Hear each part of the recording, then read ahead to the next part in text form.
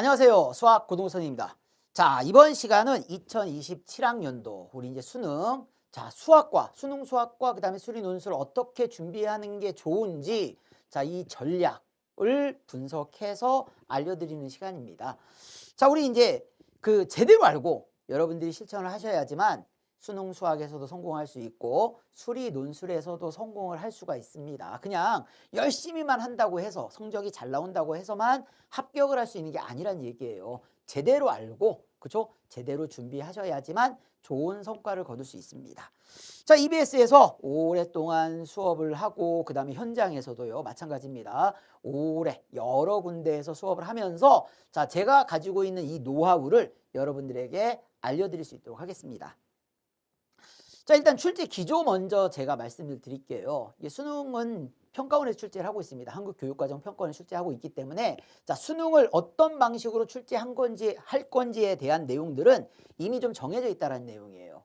그렇기 때문에 여러분들이 이번 수능은 이렇게 나올 수 있지 않을까? 저렇게 나올 수 있지 않을까? 이렇게 고민할 필요가 없다는 얘기입니다. 이미 평가원에서요 충분히 수능은 이렇게 낼 것이다 라는 거를 알려주고 있습니다. 그리고 특히 올해 수능이 어떻게 나올 건지를 알려주는 시험을 2번이나 보고 있습니다. 2번이나 보고 있어요. 바로 6월 평가원 모의고사와 9월 평가원 모의고사입니다. 그래서 여러분들은 다른 건 몰라도 이 6월, 9월 모의평가만큼은 무조건 달달달 외울 정도로 분석을 하시고 그 내용을 완벽하게 이해하고 그쵸? 얘가 숙달되게끔 연습을 하셔야 된다는 얘기입니다. 그리고 또 하나 더 있죠. 뭐가 있을까요?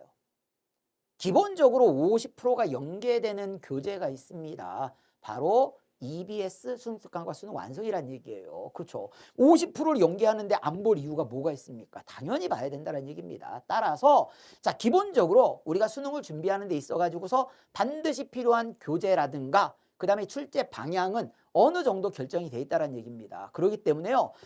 이게 맞다, 이게 맞다 다 필요 없다는 얘기입니다. 여러분들은요, 그렇죠? 정확하게 평가원에서 얘기한 대로 잘 따라가시면 된다는 얘기예요.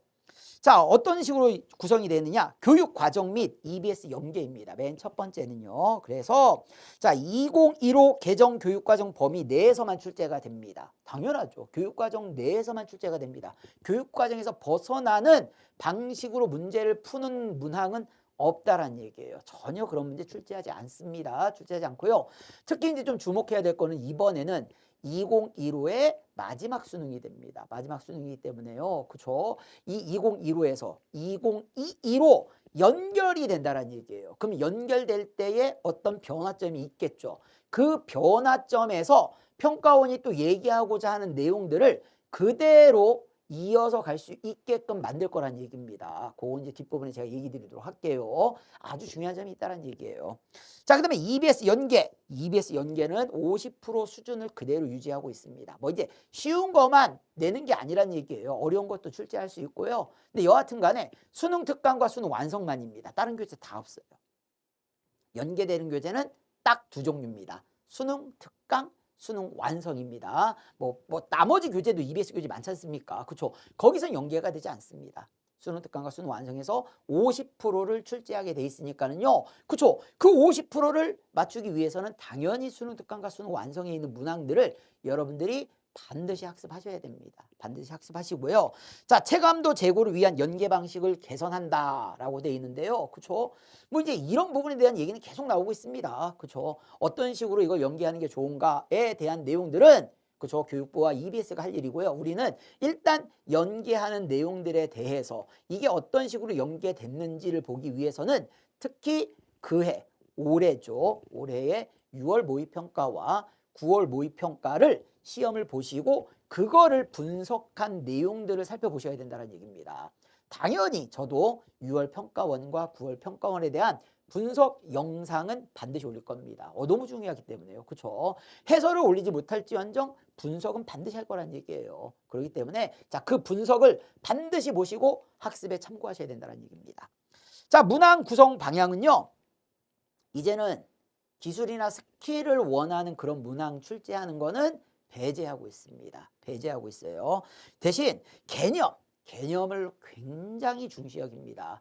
이 개념이 근데 이제 이런 부분을 조심하셔야 돼요. 분명히 평가원에서는 개념이 중요하고 자, 이 개념에 충실해야지만 풀 수 있는 문항을 출제했다라고 얘기합니다. 근데 그 문항들을 보면은요. 굉장히 난이도가 높은 문항이에요. 굉장히 난이도가 높은 문항인데 얘는 기술을 쓰는 문항은 아니고 킬러 문항도 아니라고 합니다. 킬러 문항도 아니라고 얘기해요. 그렇죠? 근데 뭐 자세히 살펴보면 사실 킬러 문항은 아니에요. 개념을 내가 충분히 알고 있고 그로 인해서 거기에서 뭐 해야 됩니까? 추론을 해야 돼요. 이 개념이 어떤 식으로 적용이 될 것인지를 내가 충분히 추론해내고 그 문제 해결 능력을 평가할 수 있는 문항들. 그러니까 굉장히 좀 단어 선정이 좀 애매모호합니다. 이걸 킬러라고 하지 않나? 라고 하는 사람들도 있을 수 있고요. 자, 평권에서 분석했을 때나 EB에서 분석했을 때는 자, 이런 건 이제 킬러라고 우리가 얘기하지 않더라. 일단은 평가원에서의 발표는 킬러 문항은 배제하기로 했습니다. 따라서 이전과 같은 킬러 문제는 출제가 안 된다는 얘기예요.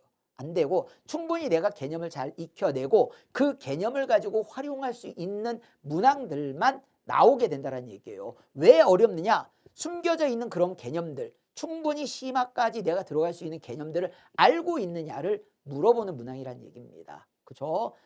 단어 선정이 좀 어렵긴 하지만 여러분들이 기본에 우리가 6월과 9월에 나왔던 문항들과 유사하게 출제된다라는 거. 이게 가장 중요하다는 얘기입니다. 올해의 수능은 6월과 9월과의 이러한 연계성이 굉장히 높다는 얘기예요. 그래서 6월, 9월에 있는 문항들을 잘 살펴보면은 거의 30문항 중에서 28, 9문항이 그 안에서 나오고 있습니다. 그 안에서 나오고 있어요. 그렇기 때문에 더더욱 열심히 살펴보셔야 된다는 얘기입니다. 자, 평가 철학은 다음과 같습니다. 공교육으로 해결 가능한 수준만 출제하겠다라는 게 자, 평가원의 얘기고요. 변별 문항 일부 포함을 하고 있습니다. 그러니까 킬러 문항은 없지만 킬러를 대체할 수 있는 문항들은 반드시 집어넣겠다는 얘기입니다. 그리고 킬러 문항 배제한다는 기조는 끝까지 유지할 겁니다. 이거는 이미 발표가 됐기 때문에요. 그죠? 그대로 유지가 될 거란 얘기예요. 자, 그러면 2026학년도 채점 결과는 어땠느냐?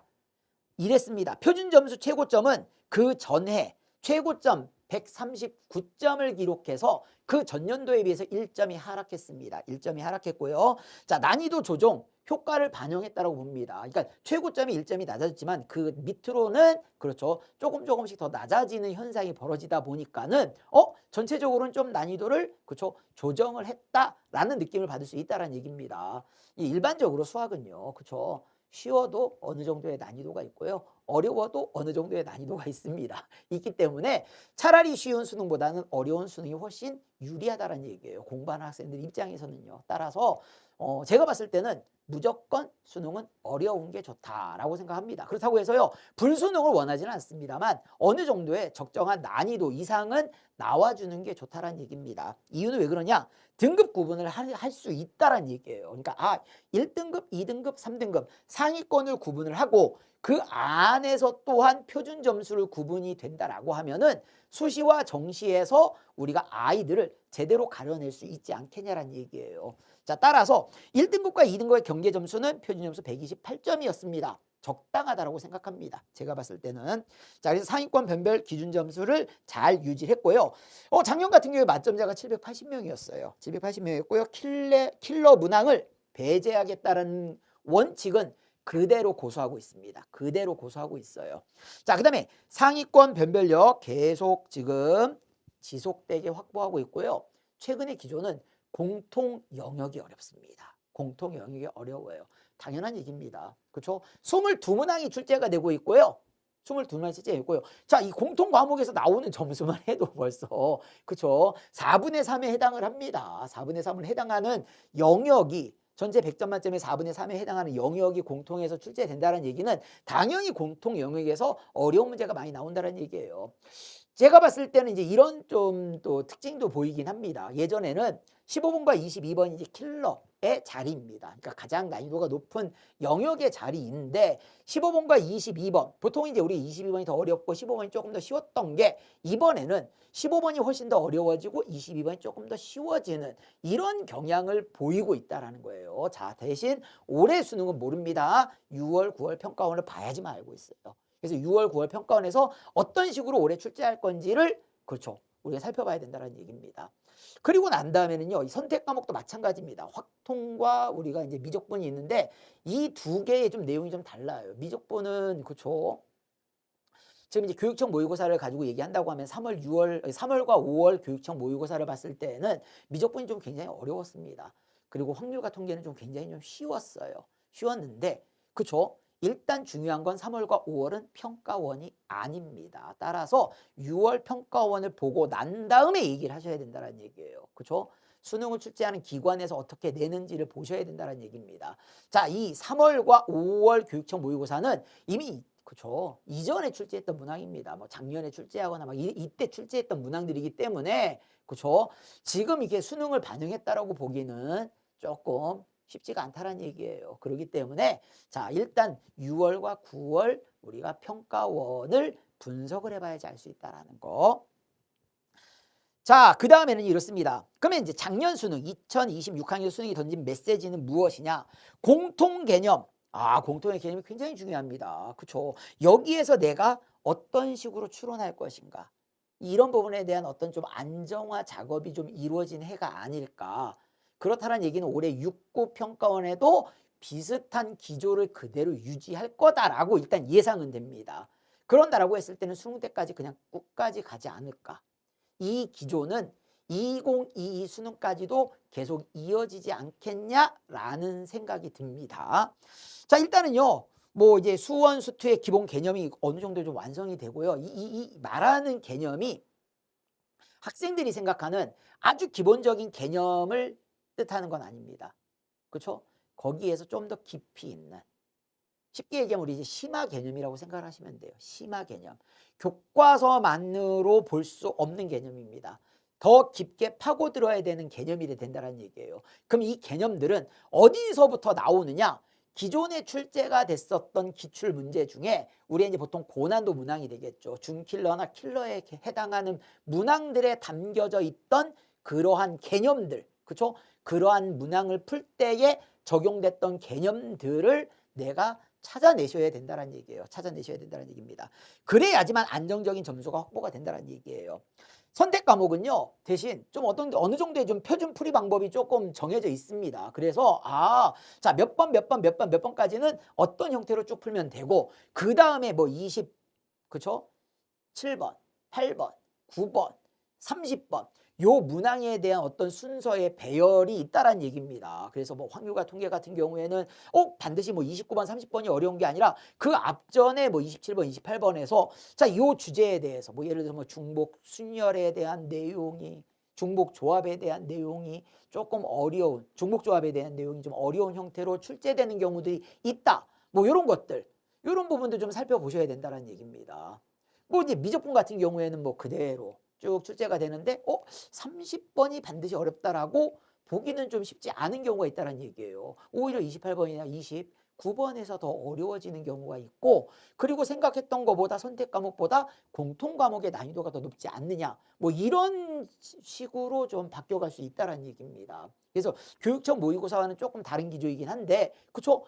교육청에서 출제하는 게 아니라 평가원에서 출제하는 거기 때문에 우리는 평가원을 보셔야 된다는 얘기입니다. 교육청 모의고사는 그냥 훈련을 하는 거라고 생각하시면 돼요. 이렇게 출제될 거냐? 그러진 않습니다. 그렇죠? 전혀 그러진 않기 때문에요. 그거 가지고서는 반드시 올해 이렇게 나올 거다라고 얘기하시면 절대 안 됩니다. 그렇죠? 교육청에서 출제하는 게 아닙니다. 평가원 출제예요. 자, 그다음에 이제 실전 시간 배분 전략이 필요하다는 얘기입니다. 이게 뭐냐면은요.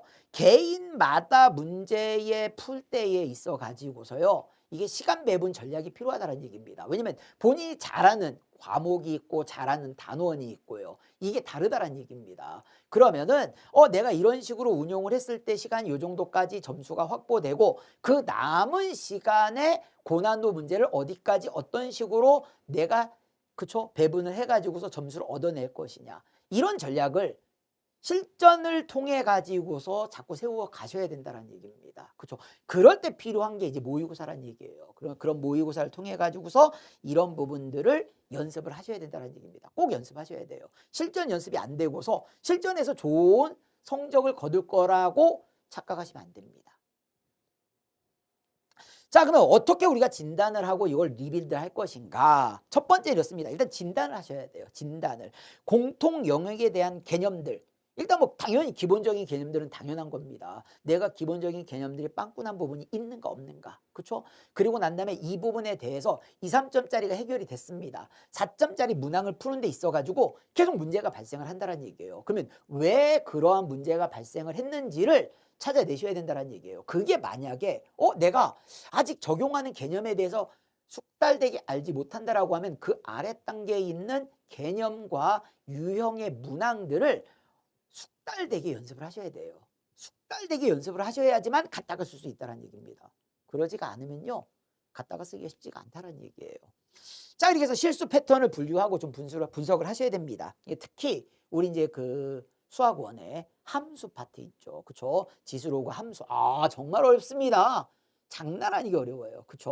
어렵게 출제되는 문항들 같은 경우에는요. 자, 그 다음에 이제 삼각함수가 있습니다. 이 부분에 대한 내용들, 내가 어느 수준까지 알고 있는가. 뭐 예를 들어서 이거예요. 우리가 이제 지수로그 함수의 그래프를 그릴 줄 안다. 이 정도가 아니라요. 얘를 역함수 관계에서 교점, 평행 이동이 되고 대칭 이동이 됐을 때에 자, 그 안에서 어떻게 교점을 찾아내는 능력이라든가 그 다음에 어떤 넓이나 길이를 찾아내는 능력이 내가 완벽하게 지금 되어 있는가. 이런 부분들을 한번 살펴보셔야 된다는 얘기입니다. 그렇죠? 선생님이 지금 이렇게 얘기하니까 굉장히 간단해 보이는데 전혀 간단하지 않다는 얘기예요. 한 문제만 던져봐도요. 아무것도 못 찾는 아이들도 많다는 얘기입니다. 상위권 학생들조차도요. 그렇기 때문에요. 내가 여기에서 그대로 나온 내용들도 완벽해야 되지만 얘를 가지고 선생님이 지금 얘기한 것처럼요. 얘네들이 같이 복합적으로 나왔을 때에 이걸 내가 어떻게 분해를 해가지고 분석을 해가지고 연결고리를 찾아가지고 풀 것인가. 그렇죠? 아니 시험 시간에는 충분히 우리가 고민할 시간이 없습니다. 그렇죠? 빠르게 고민하고 빠르게 해결해야 된다는 얘기예요. 그러기 위해서는 기출에서 4점에서 이미 나왔던 내용들에서 중요한 개념들과 연관된 것들은 반드시 알아두셔야 된다는 얘기입니다. 자, 리빌드 루틴. 그 다음에 이제 뭐 예를 들어서 그렇죠. 또 수열도 있습니다. 수열도 어려운 것들. 예를 들어서 이제 우리 뭐 옛날엔 점화식이라고 했는데요. 이제 귀납적 정의가 되겠죠. 귀납적 정의도요. 나오는 패턴들이 몇 가지가 정해져 있습니다. 그렇죠. 시간이 정말 오래 걸리느냐. 아니면 여기에서 내가 무언가를 했을 때에 그 내용만 빨리 알아내면은 쉽게 풀리는 문항들. 아니면 경우를 딱딱딱 이렇게 나눠서 풀게 되면 된다. 아니면 앞에서부터 갈 건지 뒤에서부터 갈 건지. 그렇죠. 선생님이 지금 이렇게 얘기하고 있는데 못 알아두고 있는 학생들은 아직 이 부분에 대한 준비가 덜 돼 있다는 얘기입니다. 근데 선생님이 지금 이렇게 얘기하는데 맞아. 이런 문제도 있었고 저런 문제도 있고 이런 유형도 있고 이런 유형도 있었지 라는 게 벌써 딱 떠오르는 학생들은요. 이미 어느 정도 준비가 되어 있다는 얘기입니다. 미분적분도 마찬가지죠. 그렇죠? 미분적분도 우리가 활용 문제들이 정말 많이 나옵니다. 그래서 이 부분에 대한 내용들도 알고 계셔야 되고요. 자, 리빌드 루틴. 이게 좀 루틴을 좀 만드셔야 돼요. 매일같이 수학 공부를 좀 어떻게 하면 좋을까? 그렇죠? 내가 만약에 뭐 60분에서 뭐 90분 동안에는 뭐 개념과 기본적인 유형에 대해서 학습을 하고 그다음에 나머지 한 60분 정도는 뭔가 이거에 대한 실전 모의고사 이런 분석을 하면서 조금 더 이걸 숙달되게끔 연습을 할까 이런 식으로요. 뭔가 우리가 만들어 놓으셔야 된다는 얘기입니다. 하루하루의 루틴을 만드셔야 된다는 얘기예요. 루틴 없이 그냥 닥치는 대로 자 오늘은 이거 할래. 자 오늘은 이거 할래. 이런 식으로 해가지고서는 효과가 그렇죠? 좋은 효과를 거둘 수 없다는 얘기입니다. 그렇기 때문에요. 여러분들의 수준에 맞는 어떤 루틴을 만들어 주셔야 된다는 얘기입니다. 뭐 상위권 학생들 같은 경우에는요.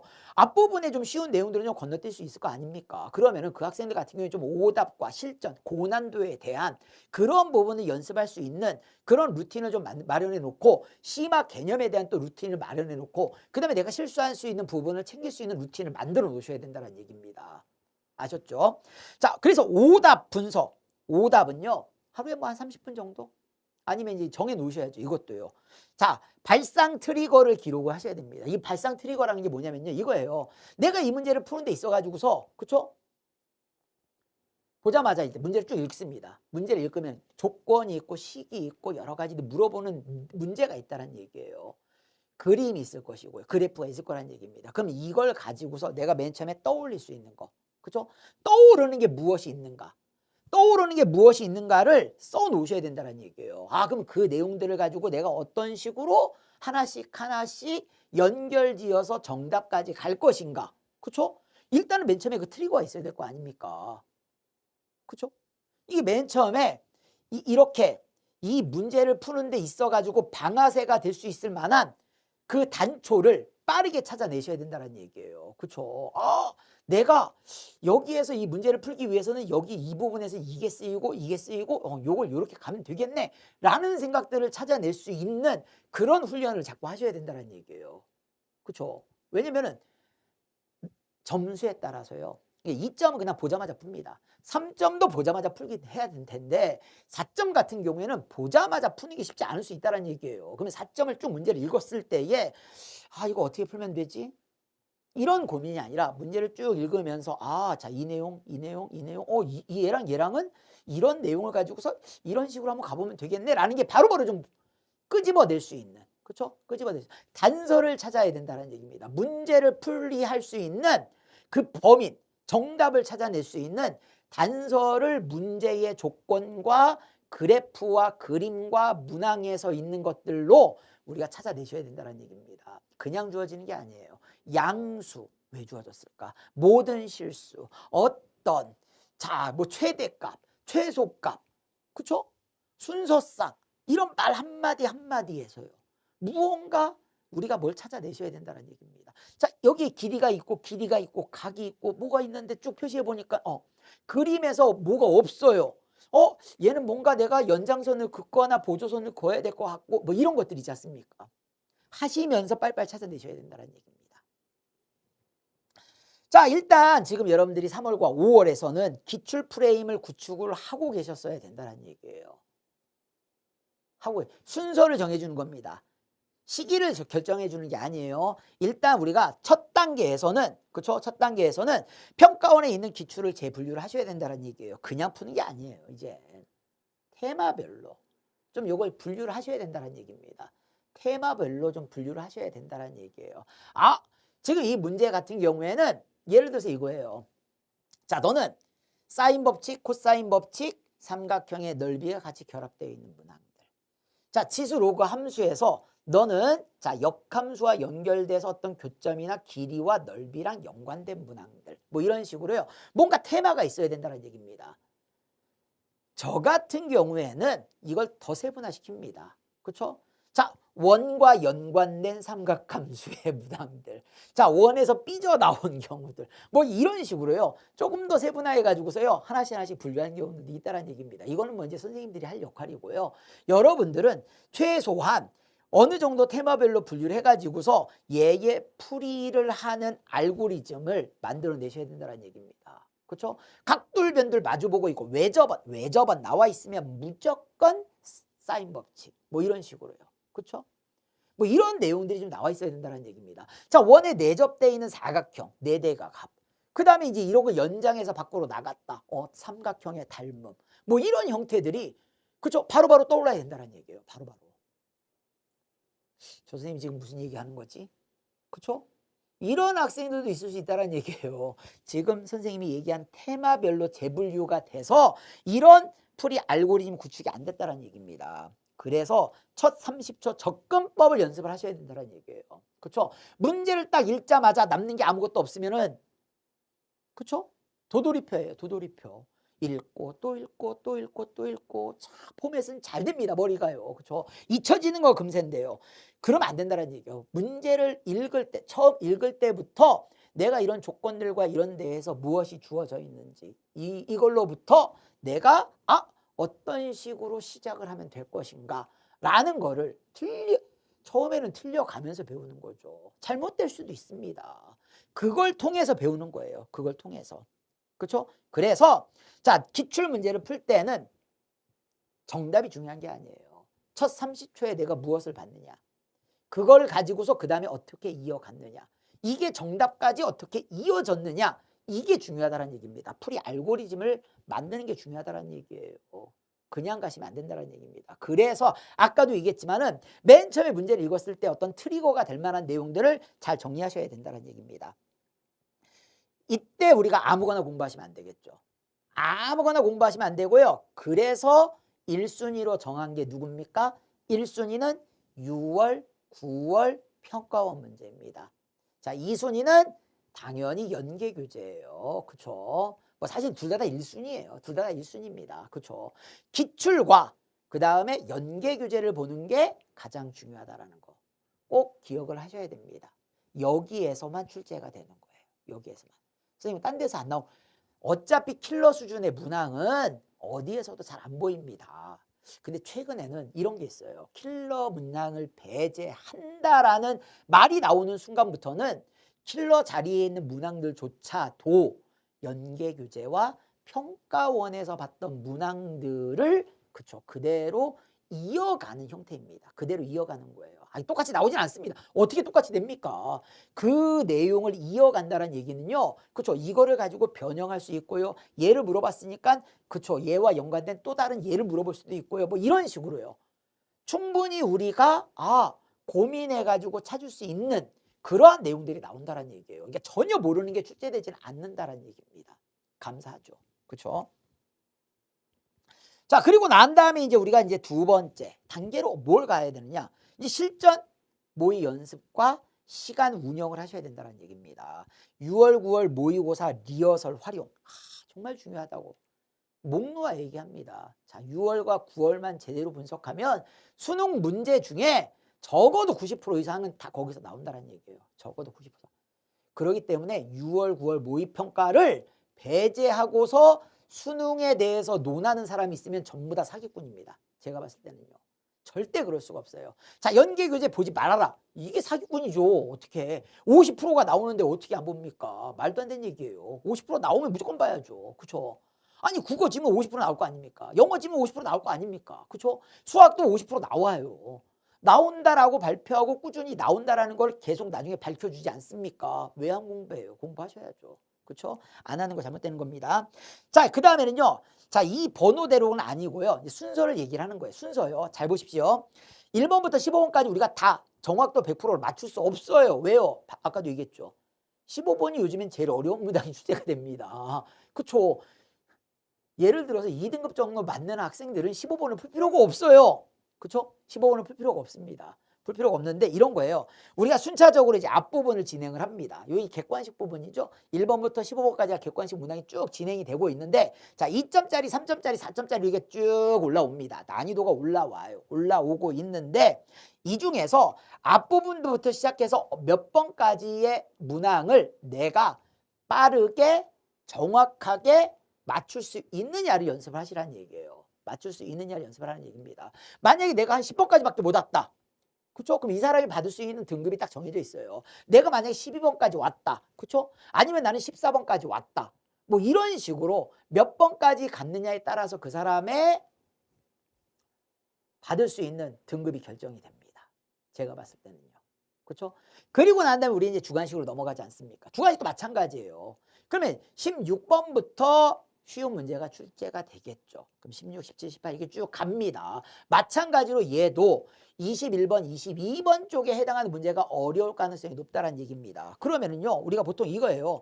그러면 객관식 같은 경우에도 12번, 그렇죠? 13번, 14번, 15번. 이왕이면은 이 순서대로 어려워질 가능성이 높긴 한데 무조건 아닙니다. 요즘엔 좀 달라요. 그렇죠? 뭐 12번도 굉장히 어려울 수도 있고요. 14번도 굉장히 좀 어려울 수도 있고 이런 현상도 벌어지긴 합니다. 그 다음에 마찬가지예요. 우리가 20번, 21번, 22번이 있는데 예전 같았으면 22번이 이제 가장 킬러 문제가 되고 그 다음이 15번 문제였었는데 요즘에는 이게 좀 바뀌는 겁니다. 바뀌어요. 그렇죠? 22번에 막 수원을 내고 15번에 수투를 내면서 그렇죠? 아니면은 15번에 수원을 내고 22번에 수투를 내는데 15번 문항이 더 어려워버린 거예요. 그렇죠? 15번이 훨씬 더 어려워지고 22번이 조금 더 쉽고 막 이런 경우처럼 난이도를 그 안에 조정을 합니다. 이유는 왜 그럴까요? 킬러 문제가 없어졌기 때문에 그래요. 킬러 문제가 없어졌기 때문에 그런 거고요. 그 다음에 잘 보세요. 출제자의 안정적인 방법은 이렇습니다. 15번은 객관식이죠. 15번을 가장 어렵게 내면 어느 정도의 정답률을 확보할 수 있습니다. 왜요? 찍어서 맞추는 학생들이 있겠죠. 그렇죠? 가장 어려운 문제를 15번에 출제했는데 정답률은 어느 정도 좀 나온다는 얘기예요. 그렇죠? 거기에 비해서 22번은 15번보다 쉽습니다. 그럼 이건 풀어서 정답률이 좀 높아질 테니까는. 그래서 전체적으로 봤을 때는 킬러 문제가 없는 것 같은데 이런 생각이 들게끔 만들 수 있다는 얘기예요. 됐습니까? 그렇죠? 이게 이런 객관식, 주관식의 차이 때문에 난이도가 또 조정이 되는 이제 그런 형식의 문항을 출제하는 겁니다. 자, 그리고 난 다음에 이제 우리가 이제 그 주관식, 이제 표준풀이라고 얘기했는데요. 표준풀이라는 얘기는 이겁니다. 그러니까 이거예요. 익숙한 방법, 우리가 잘 알고 있는 방법으로 일단 22번까지 가긴 갑니다. 가긴 가는데 중간에 이 문항들에서 내가 어디까지 가고 얼마만큼을 넘어갈 거냐. 그렇죠? 얼마만큼의 시간을 확보하고 얼마만큼의 정확도를 보일 수 있는 거는 표준풀이가 몸에 배워야 된다는 얘기예요. 표준풀이가. 그렇게 해서 자 1번부터 22번까지의 공통 문항 중에서 준킬러와 킬러 문항을 제외한 나머지 문항들을 몇 개까지 가져갈 수 있느냐에 따라서 여러분의 등급이 일단 기본적으로 나온다는 얘기입니다. 미적분의 문제가 더 쉬워요. 근데 갈 수가 없어요. 왜요? 순서대로 문제를 풀다 보니 미적분 문항에 내가 가는 순간까지는 시간이 너무 많이 허비가 되는 거죠. 그러다 보니까는 가서 풀다 보니까 미적분 문제가 쉽네? 집에 가서 보니까 아이고 이거 내가 30번 문제를 풀 수 있었는데 이런 생각이 들 수 있다는 얘기입니다. 근데 과연 아무리 이 문제는 연습을 한다라고 해가지고서 해결될 수 있을 문제일까요? 제가 봤을 때는 쉽지는 않습니다. 쉽지는 않아요. 그러기 때문에 순서 관리를 조금 해주셔야 됩니다. 순서 관리를. 순서 관리. 우리가 23번부터 30번까지는 선택 과목인데 이 선택 과목의 문항들을 어느 시점에 내가 볼 것인가. 언제 볼 것인가. 그러면 공통 과목에 자 준킬러와 킬러를 제끼고 난 다음에 선택 과목으로 바로 갈 것인가. 아니면 준킬러에서 조금 풀 수 있을 만한 문제를 먼저 풀고 갈 것인가. 참 고민은 많습니다. 그렇죠? 그러니까 이 부분에 대한 개인차들이 있을 거란 얘기예요. 그 개인차를 훈련을 하셔야 된다는 얘기입니다. 훈련을 하셔서 그렇죠? 버릴 문제는 좀 버리시고 취할 문제는 취하고 시간이 너무 많이 잡아먹힐 것 같다라고 하면은 과감하게 버리셔야 돼요. 과감하게 버리셔야 됩니다. 그리고 다음 넘어가서 그리고 난 다음에 내가 강한 유형들 얘를 먼저 보는 겁니다. 28, 29, 30 무조건 이젠 뒤에가 난이도가 높다. 이럴 수는 없다는 얘기입니다. 그게 내가 강한 유형들 먼저 보시고 그리고 약한 유형은 나중에 보거나 버리는 게 맞다는 얘기예요. 이런 연습을 하셔야 된다는 얘기입니다.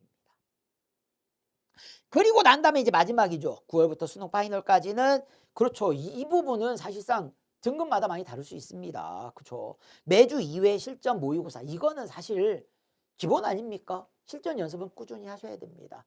방금 전에 얘기했던 모든 내용들을 녹여가면서 실전 연습을 하셔야 된다는 얘기입니다. 시간 배분, 그 다음에 오답, 그 다음에 뭐 30초 접근 방법, 뭐 이 여러 가지들을 다 때려 넣어서 여러분들이 연습을 하셔야 된다는 얘기입니다. 그리고 이 틀린 문항에 대해서 내가 이해독을 하셔야 된다는 얘기입니다. 왜 실수했는지 알만한 문제부터요.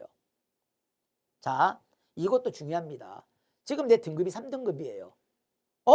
킬러 문제를 다시 오답한다? 바보 같은 짓 아닙니까? 3등급인 학생이 킬러 수준의 문제를 과연 수능 때 맞출 수 있을까요? 그럴 가능성은 거의 없다고 봅니다. 공부하지 마세요. 그 전에 있는 문제. 내가 충분히 공부해서 맞출 수 있는 문항들 먼저 공부하셔야 된다는 얘기입니다. 쉬운 거를 공부하는 건 아니죠. 그렇죠? 실수한 건 반성문 쓰셔야죠. 실수한 건 반성문 쓰셔야 됩니다. 왜요? 똑같은 실수를 또 할 수 있다는 얘기예요. 대신 그게 아니라 내가 못 푼 문항들 중에서는 내가 이거 공부해서 충분히 맞출 수 있을 만한 문항들을 먼저 공부하시는 게 맞다는 얘기입니다. 그렇죠? 가능성 없는 문항은 버리시는 게 맞아요. 계산 실수 제거하셔야 됩니다. 계산 실수라는 거 말도 안 돼요. 이런 것들은 있으면 이겠죠. 반성문 쓰셔야 됩니다. 반성문 쓰시고요.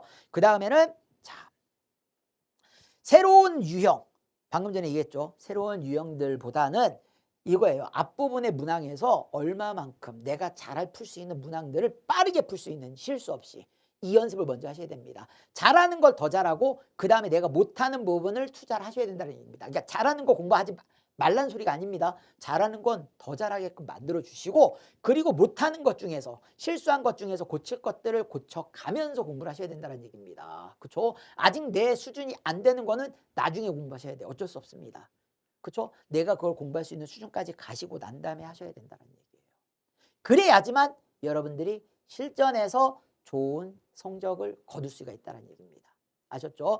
자, 지금까지 이렇게 얘기한 내용들 잘 지키셔야 돼요. 잘 지켜야 됩니다. 겸손하게, 대신 자신감 있게 내가 수능 공부할 수 있는 내용들, 그렇죠? 여기 있는 내용들이 모든 개인에게 다 맞는 건 아닐 수 있다는 얘기예요. 그렇죠? 내가 필요한 부분들을 잘 섭취하셔가지고 따라하십시오. 따라하십시오. 쓸데없는 고집 부리지 마시고요.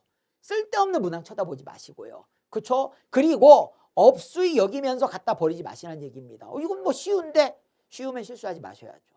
쉬우면 빨리 푸셔야죠. 그렇죠? 이런 부분들 꼭 지켜가면서 수능을 준비하셔야 된다는 거 잊지 말아 주십시오. 아셨죠? 자, 그러면 고득점 학습 방법은 무엇이 있느냐? 일단 1단계는 이렇습니다. 정의 한 줄. 그렇죠? 일단 수학적 문장 정의를 한 줄로 내가 정리하는 게 필요하다라는 거. 그냥 단순히 개념만 가지고 하는 게 아니라요. 고난도 문제를 풀 때에 내가 뭐가 되는 것들. 그럼 거기서 나오는 성질들이 있을 거 아닙니까? 그 성질들을 정리해 놓으세요. 마치 내가 뭐 알고리즘을 만들듯이. 자, 여기서부터 출발해서 이렇게 와서 이렇게 답으로 갔다. 이런 부분들이요. 그래서 마지막에 정리하시는 거예요. 이 문제에, 그쵸? 내가 찾아야 되는 트리거는 무엇이고 그로 인해서 연결되는 건 무엇인지를 마지막 3단계에서 정리해 놓으세요. 그래야지만 된다는 얘기입니다. 이 문제에서는 그래야 평가원의 출제 원리가 보인다는 얘기예요. 평가원의 출제 원리가 보인다는 얘기입니다. 반드시 아셔야 됩니다. 그래서 여러분들은 문제를 가지고서 단순히 암기하는 게 아니라 얘를 문제로 적용할 수 있는 언어로 바꿔서 성질들을 쭉 정리하시다 보면은 그 트리거가 딱 나올 거란 얘기예요. 그래서 딱 그 트리거 2개 정도쯤만 잘 정리해 놓으시면은 실전에서 잘 활용하실 수 있을 겁니다. 아셨죠?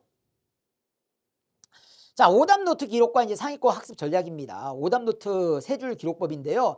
요거는 이제 방금 얘기한 것처럼요. 우리가 이건 정리가 아닙니다. 재발 방지하려고 하는 겁니다. 재발을 방지하려고 하는 겁니다. 첫 접근이 왜 실패했나? 내가 읽기를 잘못했는지, 해석을 잘못했는지, 발상을 잘못했는지. 그렇죠? 그런 부분을 자꾸 찾으려고 노력하셔야 됩니다. 그러면 다음에는 뭐부터 볼 건지. 이게 트리거가 되는 거 아닙니까? 그렇죠? 뭐부터 볼 건지. 같은 실수를 방지하는 규칙. 그렇죠? 이런 것들 체크해 놓으셔야 됩니다. 실수는 실력이에요. 습관입니다. 계속 같은 실수를 반복하지 않게끔 조심하셔야 되고요. 자, 상위권이 되기 위해서는 중요한 게 이거예요. 새로운 문제를 찾는 것보다는 이미 좋은 문제가 너무 많습니다. 평가원에서 출제됐던 기출문제도 있고요. 그 다음에 연계되는 EBS 교재 문항도 있다는 얘기입니다. 그렇죠? 이 문항들을 가지고서 내가 더 빠르게 얘네들을 분석하고 꺼내 쓰고 풀이할 수 있는 능력을 먼저 길러야 되신다는 얘기예요. 제가 학생들한테 이런 얘기합니다. 아니, 올해 나오는 6월, 9월 평가원도 안 외우고 어떻게 수능 보러 가냐. 너 작년에 수능 뭐 나왔는지 알아? 모른답니다. 그쵸? 아니, 그럼 이게 올해 수능을 볼 자격도 없는 거예요. 아니, 어떤 식으로 평가원에 출제하는지도 모르는데 어떻게 시험 보러 갑니까? 말도 안 되는 소리예요. 그쵸? 평가원에 출제했던 가장 최근의 문항들을 완벽하게 내가 외울 수 있을 만큼 연습을 하셔야 된다는 얘기입니다. 그리고 가서 보세요. 그쵸? 이건 여기서 나왔었네? 이 정도는 아셔야죠. 얘 이거 작년에 나왔던 문제 아니야. 그래요? 이래 가지고선 수능 보러 갈 자격도 없는 겁니다. 아셨죠? 그렇기 때문에 그 기출 프레임을 완벽하게 강화하는 데 집중할 수 있도록 하십시오. 그러면 여러분들이 기본적으로 얻을 수 있는 점수는 탄탄하게 얻을 수 있다는 거. 아셨죠? 자, 그러면은요. 자, 이제 수리 논술. 자, 수리 논술에 대한 내용을 좀 한번 보도록 하겠습니다. 관심이 많아요. 이게 수학을 공부하다 보면은요. 그쵸? 수리 논술로 이게 넘어간 학생들 많습니다. 특히 이과 학생들 같은 경우에는, 그쵸? 이게 내신만 가지고 대학을 가기에는 한계가 있습니다. 생기부만 가지고 대학을 가기에도 한계가 있어요. 나는 정시로만, 그쵸? 대학을 뚫겠다. 바보 같은 생각입니다. 그쵸? 정시 올인이 말이 됩니까? 정시를 볼 거면 수리 논술을 같이 가져가는 게 맞다라는 얘기예요. 잘 보세요. 나의 지금 내신 성적으로 갈 수 있는 대학은 여러분들이 생각하는 대학보다 낮습니다. 교과 전형은 여러분들의 성적으로 갈 수 있는 대학이 성적보다 낮게 가셔야 된다는 얘기예요. 대신 내가 생기부를 잘 챙겼습니다. 그러면 여러분들의 내신 성적보다는 훨씬 좋은 대학을 갈 수 있어요. 그런데 여기에서 내가 만약에 수학을 조금 더 잘한다. 수학을 잘할 수 있다. 라는 학생들은 좀 뾰족한 거죠. 이런 학생들. 아니면 나는 정시에서 최저를 이 정도 맞출 능력이 된다라는 학생들은 당연히 수리 논술을 가져가셔야 됩니다. 이유는 여러분들이 갈 수 있는 대학 수준보다는 한 단계 위 이상의 대학을 갈 수가 있는 전형이 바로 수리 논술이라는 얘기예요. 여러분들이 갖고 있는 성적보다 최소한 한 단계 위의 대학을 갈 수 있는 정말 감사한 전형이에요. 단점이 있죠. 수학을 잘하셔야 돼요. 수학을 잘하셔야 됩니다. 그럼 선생님은 수학을 아주 잘해야 되느냐? 아니죠. 그렇죠? 이것도 등급에 맞춰서 갈 수 있는 대학들이 정해져 있습니다. 3등급의 학생들이 갈 수 있는 대학이 정해져 있고요. 1, 2등급의 학생이 갈 수 있는 대학이 정해져 있습니다. 4등급이 그쵸? 두들겨 볼 수 있는 대학이 있습니다. 근데 이왕이면 3등급까지 갔으면 좋겠어요. 4등급이 붙는 경우도 있긴 하겠지만요. 이건 조금 뭐 그쵸? 흔치 않은 경우다 보니까는 이왕이면 3등급까지는 좀 밟아본 학생들이 갈 수 있는 정이에요. 그 약수령 논술도 마찬가지입니다. 그래도 약수령 논술도 최소 못해도 4등급은 돼야 될 거 아닙니까? 5등급인 학생이 어디 빕니까? 그쵸? 안 돼요. 게다가 약수령 논술은 9호까지 해야 되는데요. 그렇지 않습니까? 자, 수리 논술 장면을 분석해보면 이렇습니다. 계산보다는 논리 전개를 강조한다는 얘기예요. 답을 원하는, 약수령 논술에서는 정답만 체크하는 대학도 있긴 합니다만 대부분의 수리 논술과 그쵸? 약수령 논술도 마찬가지지만 과정이 중요해요. 답은 틀려도 풀이 과정이 어디까지 맞는 부분이 있으면은 그 부분까지는 점수를 줍니다. 점수를 줘요. 이거를 자 일정 부분 어느 정도 배분해서 주기 때문에 앞부분에 뭐 풀이 과정이 맞으면은 조금 점수 주고 뒤에 답 맞으면 이러진 않습니다. 점수가 배분이 되는 게 있어요. 거의 비슷하게 배분돼 있다라고 보시면 돼요. 그래서 예를 들어서 이거예요. 풀이 과정 1, 2, 3 정답 있으면은요. 40점이면 10점, 10점, 10점, 10점 이렇게 생각하셔도 된다는 얘기예요. 편안하게 생각하시면요. 그렇다는 얘기는 풀이 과정이 그만큼 중요하다는 얘기예요. 그래서 자 서술형의 감점 비율이 높다. 왜 높으냐? 과정을 보기 때문에 그렇습니다. 어느 정도의 표준 채점안을 마련을 해놓습니다. 그렇기 때문에 이식이 있느냐 없느냐, 이 과정이 있느냐 없느냐 이런 부분들을 살펴본다라는 얘기예요. 그래서 그 부분이 있으면 좋은 점수를 받는 거고요. 그래서 학생들한테 처음에는 그 얘기를 많이 합니다. 최대한 자세하게 써라. 그래야 네가 부분 점수 받을 때가 많이 있을 거다. 너무 간결하게 쓰면 답은 맞는데 채점할 식이 없어서 그렇죠? 채점할 식이 없으면 점수를 못 받는 겁니다. 그렇죠? 선생님 저는 식 하나 쓰고 그냥 답 쓰면 끝인데요. 어디 되도 안 되는 이상한 공식 갖다가 그냥 쓰면 됩니까? 안 됩니까? 안 돼요. 이게 무슨 수능이에요. 그렇죠? 막 특수공식 갖다 써가지고서는 그렇죠? 자 이거 썼으니까 이거 답 끝. 그걸 누가 채점합니까? 그렇죠? 그렇게 써가지고는 좋은 점수를 받을 수 없다는 얘기예요. 그래서 증명형, 함수 해석, 문제 빈출 이런 부분들 명확하게 쓰는 연습이 되어야 된다는 얘기입니다. 조건이라든가 풀이식이라든가 어떤 논리적인 근거가 있어야 된다는 얘기예요. 자 이렇게 나열하고 이렇게 나열하니까 이게 답 나오는 거 아닙니까? 이런 식은 안 된다는 얘기예요. 왜 이렇게 되는지, 왜 이렇게 답이 나왔는지 수학적인 근거를 대면서 가주셔야 된다는 얘기예요. 그렇기 때문에 쓰는 연습을 반드시 하셔야 되겠죠. 쓰는 연습을 하셔야 된다는 얘기입니다. 자, 대비하는 전략은 다음과 같습니다. 일단은 대학들마다 다 달라요. 다르기 때문에요. 그렇죠? 지원대학의 입시 전형이 확정된 후에 그 출제 범위라든가 유형이라든가 시간이라든가 최저를 반드시 확인하셔야 됩니다. 반드시 확인하셔야 돼요. 이 대학이 기하가 들어가는지, 이 대학이 미적분이 들어가는지, 이 대학이 확률 같은 게 들어가는지 확인해 보셔야 된다는 얘기입니다. 이 대학은 공통만 들어가네? 뭐 이런 대학이 있을 수 있다는 얘기입니다. 과에 따라서 최저가 조금 다를 수도 있고요. 그렇죠? 그렇기 때문에 이런 부분 별의별 경우가 다 있습니다. 우리 나중에 보면은요 이런 학생들이 있어요. 분명히 선생님이 얘기하거든요. 그렇죠? 자, 어디 고사장에서 시험 보는지 반드시 확인하라고. 경희대가요. 그렇죠? 수원도 있고 서울도 있습니다. 서울로 시험 보러 갔대요. 근데 고사장은 수원이에요. 막 택시 타고 갔답니다. 겨우겨우 들어가긴 했다는데 이게 말이 됩니까? 고사장 확인하는 건 기본입니다. 기본이에요. 계속 얘기를 해요. 계속 얘기를 합니다. 꼭 확인하셔야 돼요. 대학 들어가셔서요. 확인하셔야 됩니다. 반드시요. 자, 반드시 계산 결과보다는 정의와 전개와 결론. 그쵸? 이 과정이 중요하다는 얘기입니다. 서술 훈련이 필수예요. 서술 훈련이 필수입니다. 내가 지금 점수가 1등급 나오니까 그렇죠. 성적에 비례해서 잘 쓰는 편이긴 합니다. 그리고요. 정말 재밌는 게요. 성적이 좋은 애들이요. 말도 잘 들어요. 자, 다시 써? 다시 씁니다. 잘 써요. 그렇죠? 안 쓴 애들은 계속 안 씁니다. 안 쓴 애들은요. 시간 내 정확도 굉장히 중요합니다. 90분 보는 학교 있고요. 100분 보는 학교 있고 120분 보는 학교들이 있습니다. 다 달라요. 다르니까 이번 보고요. 그 다음에 내신이 얼마만큼 들어가느냐, 실질 반영 비율이 어떠냐, 최저가 어떠냐 이런 부분 살펴보셔야 된다는 얘기입니다. 좋은 점은요. 논술은 대부분 자 내신이 안 들어가는 경우가 많습니다. 많기 때문에요. 하지만 들어가는 학교도 간간히 있어요. 실제 반영 비율이 높은 학교들도 있으니까 이런 부분 살펴보셔야 되고요. 그리고 난 다음에 답안지 작성할 때 중요합니다. 답안지 영역에서 단 한 글자라도 바깥으로 삐져나가면은 채점 안 합니다. 채점 안 해요. 인문계 논술의 예를 한번 들어볼까요? 1500자 이내예요. 이내라는 얘기는 1500자 안으로 써야 되는 거죠. 선생님 저는 1501자를 썼습니다. 채점 안 합니다. 그렇죠? 기본적인 시험의 조건도 맞추지 못하는 답안지를 채점할까요? 저라면 채점 안 합니다. 그렇죠? 지키셔야 돼요. 꼭. 그렇죠? 극단적인 선생님이 예를 드는 건데 꼭 지키셔야 된다는 얘기입니다.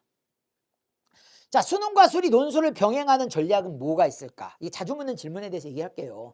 자, 올바른 병행 전략. 병행하셔야죠. 수리 논술은 일찍 시작하는 게 좋습니다. 일찍 시작하는 게 좋기 때문에요.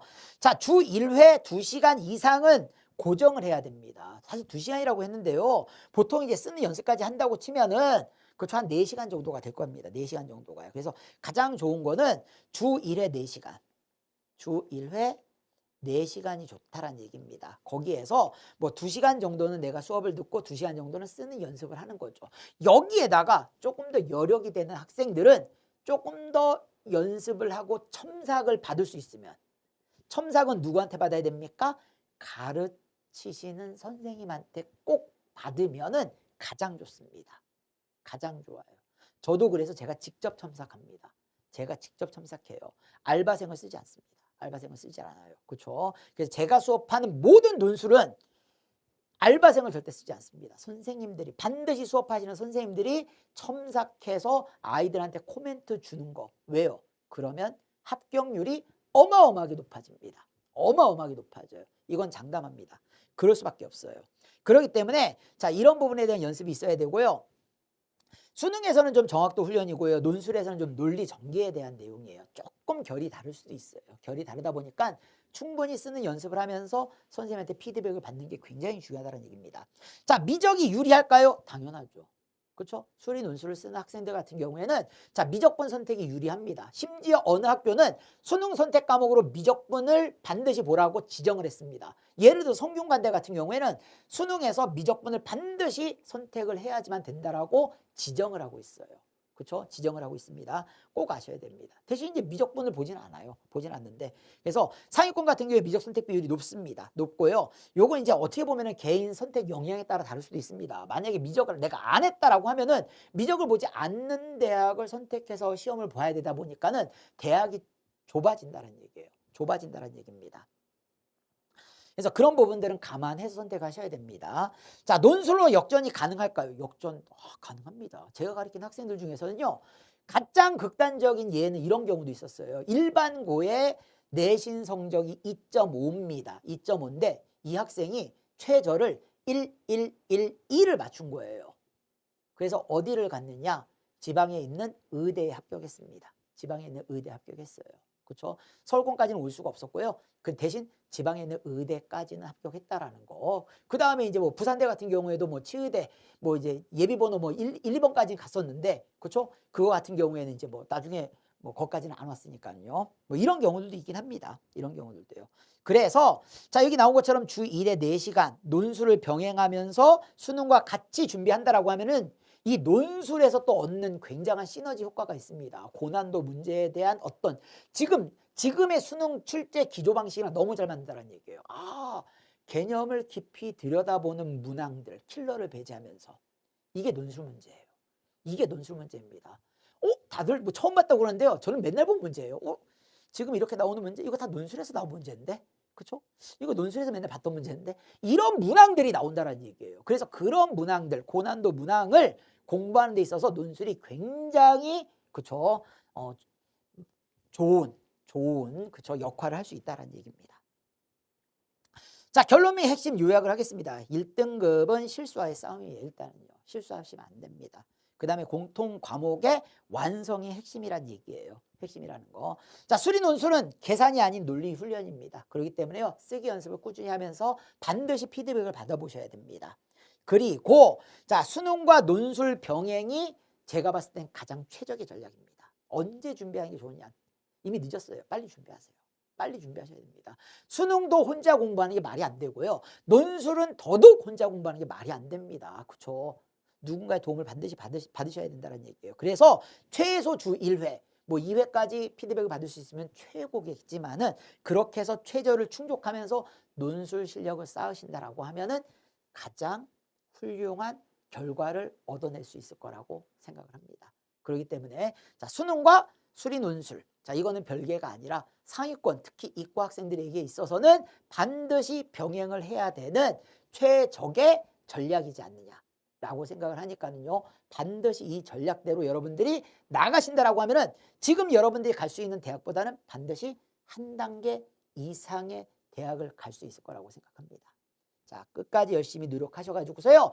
자, 반드시 수능에서 좋은 결과 얻기를 바라고요. 자, 6월 평가원, 9월 평가원 시험이 끝남과 동시에 저는 분석 결과를 가지고서 다시 찾아뵐 수 있도록 하겠습니다. 자, 그러면 수능에서 대박 나기를 바라면서 자, 지금 얘기한 이런 내용들 잘 지켜가면서 꼭 좋은 결과 얻기를 바라겠습니다. 파이팅 하십시오.